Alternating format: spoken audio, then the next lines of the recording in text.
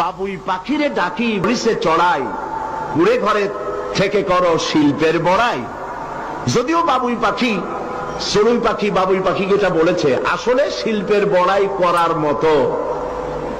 এই যে চতুর্দিক থেকে পাতাগুড়ি ছিঁড়ে এনে যে বাসা বাবুই পাখি বানালো, আগেই কোন সুবহানাল্লাহ। এই বাসা শুধু বাসা নয়, এর মধ্যে বেডরুম আছে, এর মধ্যে ডাইনিং রুম আছে, মাস্টার বেডরুম আছে, শুধু টয়লেট নাই। নিচ দিয়ে ঢুকবে, আবার ব্যাকডোর দিয়ে নিচের থেকে আক্রান্ত হলে ব্যাকডোর দিয়ে পালাবার ব্যবস্থাও আছে।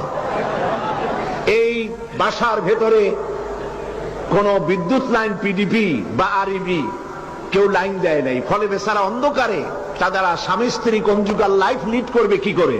সেজন্য ওর মাথার মধ্যে আল্লাহ এমন বুদ্ধি দিলেন, কিছু কাদা এনে বাসার ভেতরে কাদা লাগিয়ে জোনাকি পোকা 5-6টা ধরে এনে মাথা ভিতরে ঢুকায়া পাশা বাইর করে দিয়ে রেখেছে, অটোমেটিক জিরো পাওয়ারের বাল্ব তৈরি হয়ে গেছে।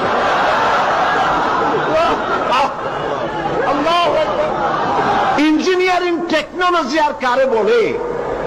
আমার দেশের ইঞ্জিনিয়ার যারা আছেন, এই রকমের বাসা বানানো তো দূরের কথা, ভালো করে বাসাটা খুলুন তো দেখি, বুঝবো আপনি কেমন খুলতে পারেন।